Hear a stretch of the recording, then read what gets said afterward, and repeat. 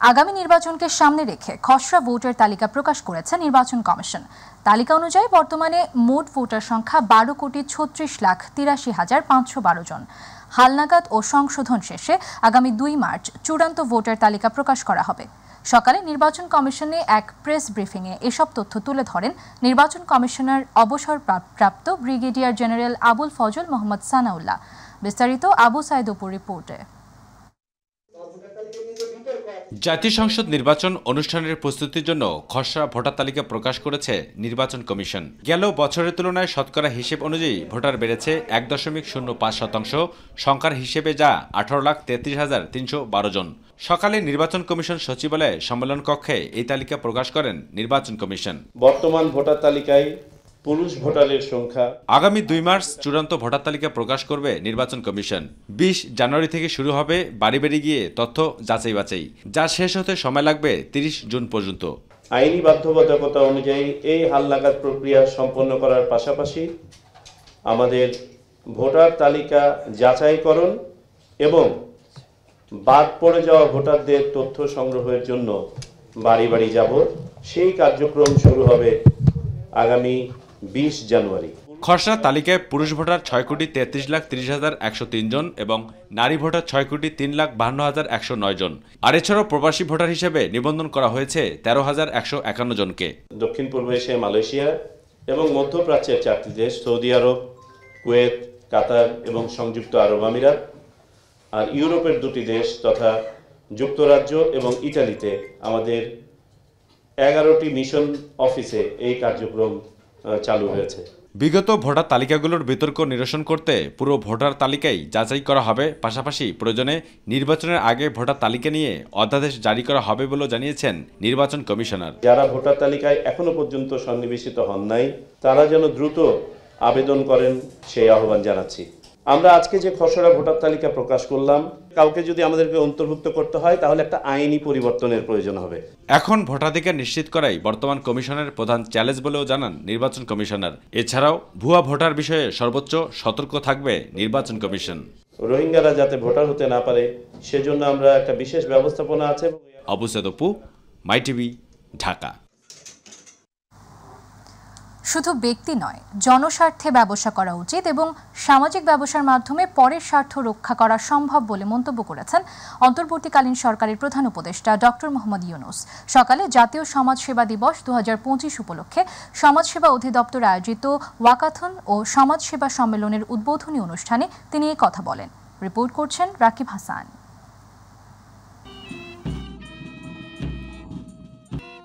কুয়াশার চাদর না সরলেও কর্মব্যস্ততা কমেনি অন্তর্বর্তীকালীন সরকার প্রধানের। কুয়াশা মাখা সকালে জাতীয় সংসদ ভবনের দক্ষিণ প্লাজায় যোগ দেন প্রধান উপদেষ্টা ডক্টর মোহাম্মদ ইউনূস। জাতীয় সমাজসেবা দিবস 2025 উপলক্ষে সমাজসেবা অধিদপ্তর আয়োজিত ওয়াকাথন ও সমাজসেবা সম্মেলনের উদ্বোধনী অনুষ্ঠানে প্রধান অতিথির বক্তৃতায় তিনি বলেন, সরকারের চেয়ে ব্যক্তির ক্ষমতা বেশি, আর মানুষের ব্যক্তিসত্তা জাগ্রত হলে সব সমস্যার সমাধান সম্ভব। আমাদের যে শক্তি আছে, ব্যক্তির যে শক্তি আছে, সেই শক্তির কাছে সরকারের শক্তি নস্যি, মোটেই তুলনা করা যায় না। আমাদের শক্তি, ব্যক্তির শক্তি, এটা প্রচণ্ড শক্তি। একবার শুধু তাকে উন্মোচন করা, জাগিয়ে তোলা, সে জাগিয়ে তোলার দায়িত্ব নিয়ে আজকে সমাজসেবা দিবস। প্রধান উপদেষ্টা বলেন, সমাজসেবা প্রতিটি মানুষের দায়িত্ব, আর মন্ত্রণালয়ের কাজ হলো সবাইকে মনে করিয়ে দেয়া, যেন কেউ ভুলে না যায়, এই দায়িত্ব থেকে দূরে সরে না যায়। তিনি আশা করেন এই আহ্বান কাছে পৌঁছে যাবে। সমাজসেবা প্রতিটি মানুষের দায়িত্ব।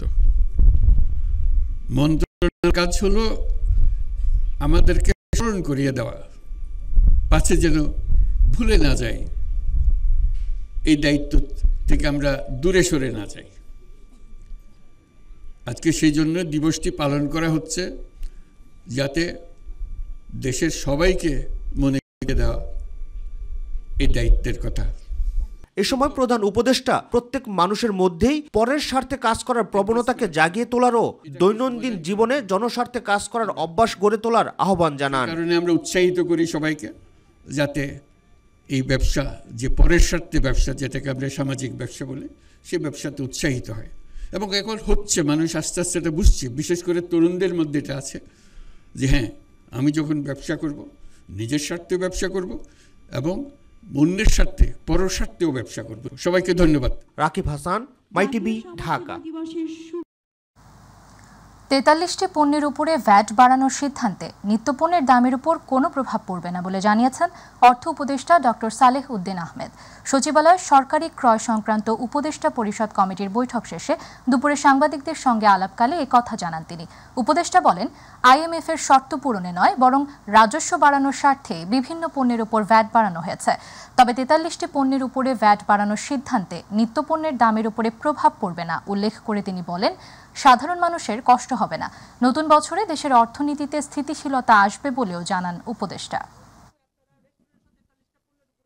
জিনিসপত্রের দামের উপরে তেমন প্রভাব পড়বে না, কারণ আমি বলি অত্যাবশ্যক জিনিসপত্র আমরা সব কিছু জিরো করে দিয়েছি। আপনি ছাড়টা দেখবেন কি দিয়েছি আমরা, অত সেটার দিকে আপনি নজর দেন। কারণ ইনফ্লেশনের মেইন আমাদের ওয়েটটা ইন্ডিকেটার্সগুলো হলো চাল, ডাল, এইগুলো আপনারা জানেন। আমরা যে সমস্ত জিনিসপত্রের দাম বাড়িয়েছি ওগুলোর ভেরি ইনসিগনিফিক্যান্ট পার্ট অফ আমাদের ইনফ্লেশন বাজেটে। এই সমস্ত আর্গুমেন্ট ঠিক এগুলো এসে টেকে না। আমি তো বলছি না ভাতের রেস্টুরেন্ট অন্য রেস্টুরেন্টে গিয়ে যাবে, আর থ্রেশহোল্ড আছে যার টার্নওভার 50 লাখ টাকার উপরে, তারাই খালি এটার মধ্যে আসবে, আর অন্য কোনো ব্যবসাতে এটার মধ্যে আসছে না। আওয়ামী লীগ সরকারের আমলে সবচেয়ে বেশি দুর্নীতি হয়েছে উল্লেখ করে বিএনপি মহাসচিব মির্জা ফখরুল ইসলাম আলমগীর বলেছেন, ক্ষমতায় গেলে গত 15 বছরে বিদ্যুৎ খাতে হওয়া সকল চুক্তি পুনর্বিবেচনা করা হবে। বিএনপি চেয়ারপারসনের গুলশান কার্যালয়ে এক সংবাদ সম্মেলনে এসব কথা জানান তিনি। এ সময় সাবেক বিদ্যুৎ প্রতিমন্ত্রী ও বিএনপির স্থায়ী কমিটির সদস্য ইকবাল হাসান মাহমুদ টুকু জানান, বিদ্যুৎ খাতকে ব্যবসার হাতিয়ার বানিয়েছিল আগের সরকার। এসএম আরিফের রিপোর্ট। গত 15 বছরে আওয়ামী লীগ সরকারের আমলে বিদ্যুৎ খাতে দুর্নীতি নিয়ে বিএনপির এই সংবাদ সম্মেলন। সাবেক বিদ্যুৎ প্রতিমন্ত্রী ও বিএনপির স্থায়ী কমিটির সদস্য ইকবাল হাসান মাহমুদ টুকু জানান, লুটপাটের মাধ্যমে বিদ্যুৎ খাতে কোটি কোটি টাকার দুর্নীতি করেছে আওয়ামী লীগ সরকার। বিদ্যুৎ খাতটা তারা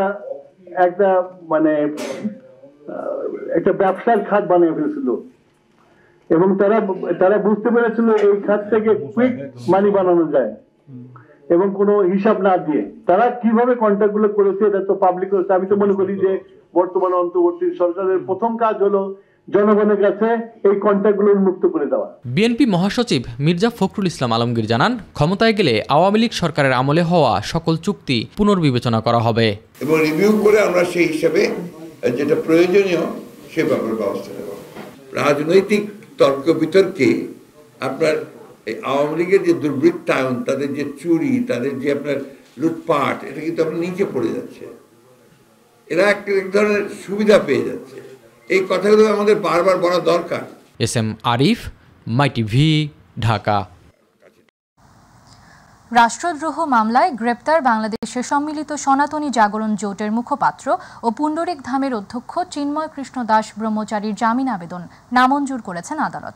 সকালে চট্টগ্রাম মহানগর দায়রা জজ মোহাম্মদ সাইফুল ইসলামের আদালত এ আদেশ দেন। শুনানি শেষে চিন্ময় দাসের আইনজীবী অপূর্ব ভট্টাচার্য জানিয়েছেন, তারা উচ্চ আদালতে যাবেন। চট্টগ্রাম জেলা আইনজীবী সমিতির সভাপতি মোহাম্মদ নাজিম উদ্দিন চৌধুরী সাংবাদিকদের বলেন, জামিন শুনানিতে রাষ্ট্রপক্ষ আপত্তি জানিয়ে বলেছে, এটি রাষ্ট্রদ্রোহ মামলা, এর সর্বোচ্চ সাজা যাবজ্জীবন। আদালতে জামিন নামঞ্জুর করেছেন। কেউ সংক্ষুব্ধ হলে উচ্চ আদালতে যাওয়ার সুযোগ রয়েছে।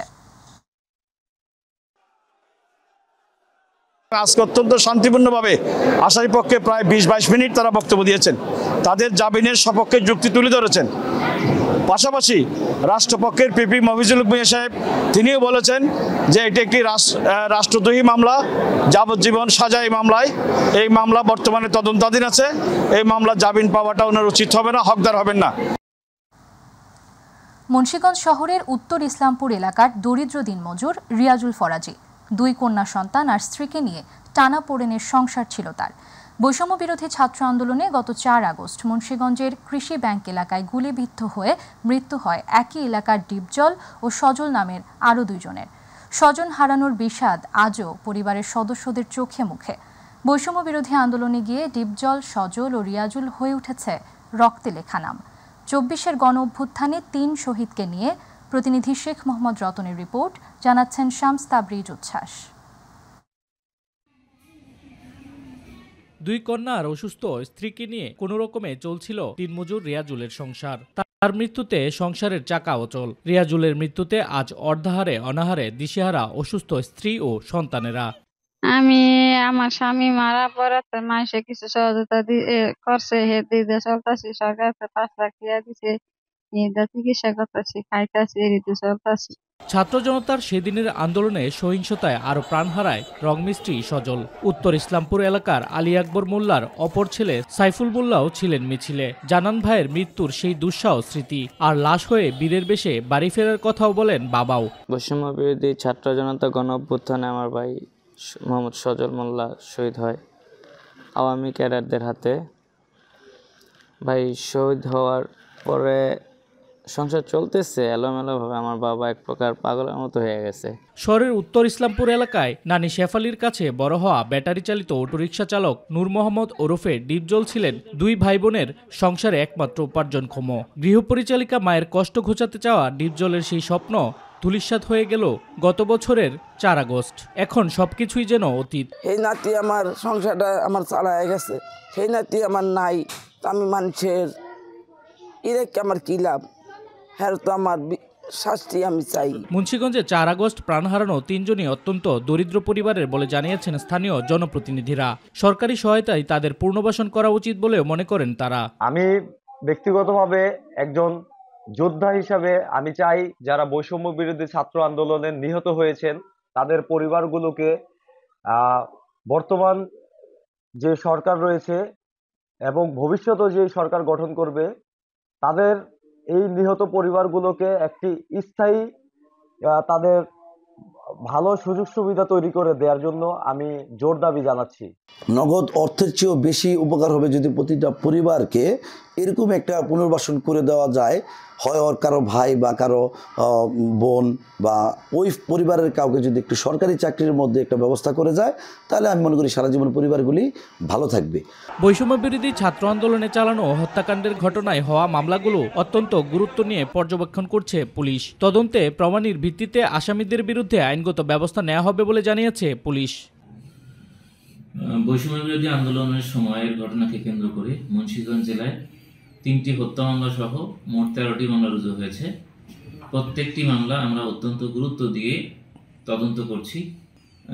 3টি হত্যা মামলায় মোট 823 জন এজাহার নামী আসামি সহ অজ্ঞাত 200-300 আসামির বিরুদ্ধে এই মামলাগুলো রুজু করা হয়েছে এবং এর মধ্যে 1 শতাধিক আসামি ইতিমধ্যে গ্রেপ্তার হয়েছে। ডিপজল, সজল ও রিয়াজুলদের মতো বহু শহীদদের রক্তে পতন হয়েছে ফেসিবাদী সরকারের। শহীদদের আত্মদানকে সম্মান জানাতে শহীদ পরিবারগুলোকে পুনর্বাসন প্রয়োজন বলে মনে করেন স্থানীয়রা। শামস তাবরিজ উচ্ছ্বাস, মাই টিভি নিউজ ডেস্ক। জানুয়ারিতে দেশের বিভিন্ন অঞ্চলের ওপর দিয়ে 3 থেকে 5টি শৈত্যপ্রবাহ বয়ে যেতে পারে। সেই সঙ্গে শীত বাড়বে এবং তাপমাত্রা 6 ডিগ্রি সেলসিয়াস পর্যন্ত নামতে পারে। গতকাল জানুয়ারি মাসের দীর্ঘমেয়াদী পূর্বাভাসে এই তথ্য জানান আবহাওয়া অধিদপ্তর। দীর্ঘমেয়াদী পূর্বাভাসে বলা হয়েছে, এ মাসে দেশের পশ্চিম, উত্তর ও উত্তর পূর্বাঞ্চলে 2-1টি মাঝারি থেকে তীব্র শৈত্যপ্রবাহ বয়ে যেতে পারে।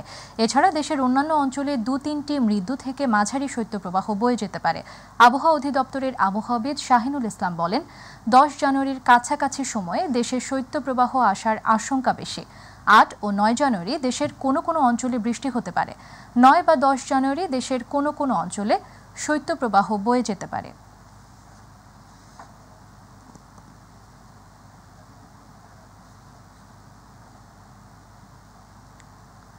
দর্শক, উত্তরাঞ্চলের কনকনে শীতের পরিস্থিতি জানাতে রংপুর থেকে সরাসরি যুক্ত হচ্ছেন প্রতিনিধি মাহমুদুল হাসান। মাহমুদুল, শৈত্যপ্রবাহের অবস্থা কেমন দেখছেন? মাহমুদুল, শৈত্যপ্রবাহের অবস্থা কেমন দেখছেন আমাদের জানাবেন।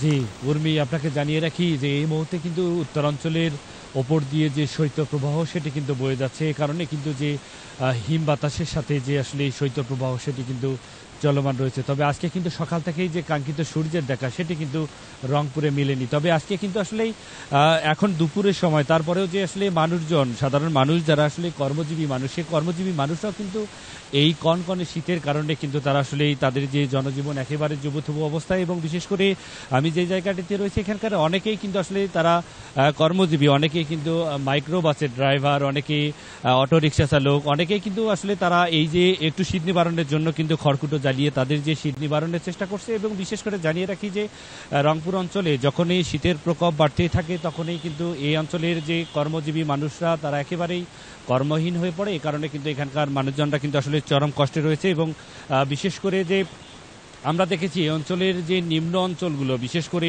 নদী তীরবর্তী অনেক মানুষজন তারা কিন্তু তাদের যে শীত নিবারণের যে পর্যাপ্ত গরম কাপড় সেটি কিন্তু এখন পর্যন্ত আসলে তারা পায়নি। তবে জেলা প্রশাসকের সাথে কথা বলেছি, তারা যেটি বলছেন যে আসলে তাদের যে চাহিদা সেটি প্রেরণ করা হয়েছে। ইতিমধ্যে অনেক জায়গায় কিন্তু আসলে শীতবস্ত্র বিতরণ চলমান রয়েছে। তবে আমরা দেখেছি যে আজকেও সকালে শহীদ আবু সাইদ ফাউন্ডেশনের উদ্যোগে সেখানে কিন্তু 12 শতাধিক নারী পুরুষের মাঝে, শীতার্তদের মাঝে কিন্তু শীতবস্ত্র বিতরণ করা হয়েছে। তবে যে তুলনায় পরিমাণ প্রয়োজন এই রংপুর অঞ্চলে শীত নিবারণের জন্য গরম কাপড়ের, সেটি কিন্তু এখন পর্যন্ত আসলে সেই পর্যাপ্ত পরিমাণ শীতবস্ত্র কিন্তু এখনও বিতরণ করা হয়নি। তবে এখানকার মানুষজন প্রত্যাশা করছে খুব দ্রুত সময়ের মধ্যে সরকারি উদ্যোগে হোক এবং বেসরকারি উদ্যোগে হোক এই শীতার্ত মানুষের পাশে যেন দাঁড়ানো হয়। এবং বিশেষ করে দেখেছি এই যে খড়কুটো জ্বালিয়ে প্রত্যেকটা শীতে কিন্তু অনেক অগ্নিদগ্ধের ঘটনাও ঘটে। আগুন পোহা থেকে কিন্তু অনেক মানুষ কিন্তু সেখানে অগ্নিদগ্ধে তারা কিন্তু চিকিৎসা নিচ্ছে। তবে রংপুরে আমরা খোঁজ নিয়ে দেখেছি সেখানে এখন পর্যন্ত 5 জন তারা কিন্তু আসলে বিভিন্নভাবে অগ্নিদগ্ধ হয়ে তারা কিন্তু সেখানে চিকিৎসা নিচ্ছেন। এবং বিশেষ করে রংপুর অঞ্চলের বিভিন্ন সরকারি হাসপাতালগুলো,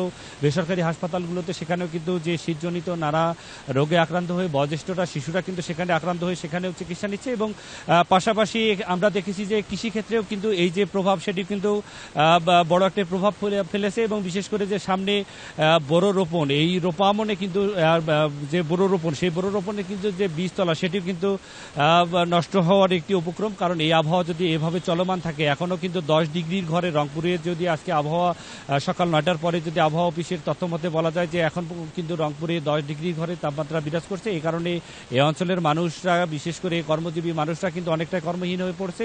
বিশেষ করে অটো রিক্সা চালকরা কিন্তু তারা তাদের যে কাঙ্ক্ষিত যাত্রী সেটিও পাচ্ছেন। এবং পথঘাটও কিন্তু সেইভাবে আসলে এই যে ঘন কুয়াশার কারণে সেখানে দিনের বেলাতেও কিন্তু আমরা মহাসড়কে যান চলাচল করতে দেখেছি কিন্তু যে লাইট জ্বালিয়ে। তবে সব মিলে উর্মি যদি বলি যে উত্তরাঞ্চলে যতই শীতের প্রকোপ বাড়তে থাকে ততই কিন্তু এই অঞ্চলের মানুষের জনজীবনে একেবারে দুর্ভোগ নেমে আসে। এই ছিল আমার কাছে উর্মি রংপুর থেকে আজকের শীতের সর্বশেষ পরিস্থিতি। মাহমুদুল, আপনাকে ধন্যবাদ। দর্শক, রংপুর থেকে শীতের পরিস্থিতি জানাতে সরাসরি যুক্ত ছিলেন প্রতিনিধি মাহমুদুল হাসান। হিমালয় থেকে নেমে আসছে হিম শীতল বাতাস। পঞ্চগড়ের শীত কবলিত মানুষের জীবন জীবিকায় ছন্দপতন।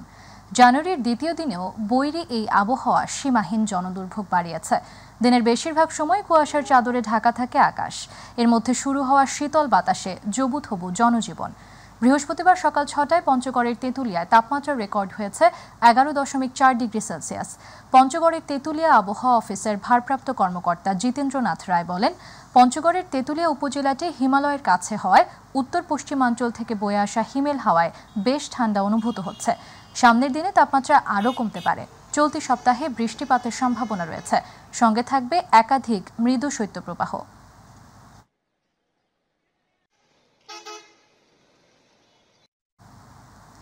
শীত মৌসুমে বাঙালি সংস্কৃতির অন্যতম অনুষঙ্গ পিঠাপুলি, যা নাগরিক জীবনকে খুঁজে ফেরায় ঐতিহ্যের শেকড়ে।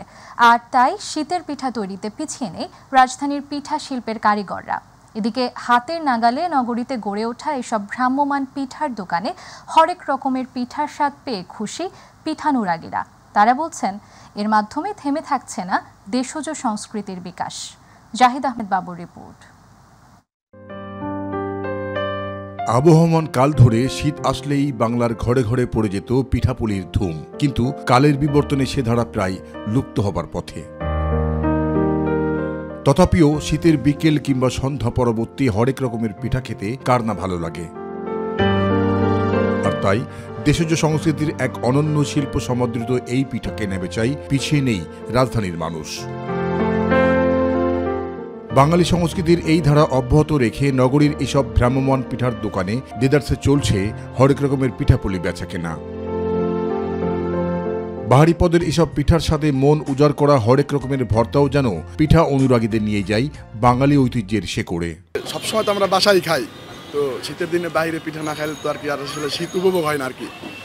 বাইরে পিঠা খাওয়ার একটা মজা আছে আলাদা। আবহমান গ্রাম বাংলার ঐতিহ্য ধরে রাখতে অনেকেই আবার পরিবার পরিজন নিয়ে পিঠা খেতে ভিড় জমান পাড়া মহল্লার পিঠার দোকানে।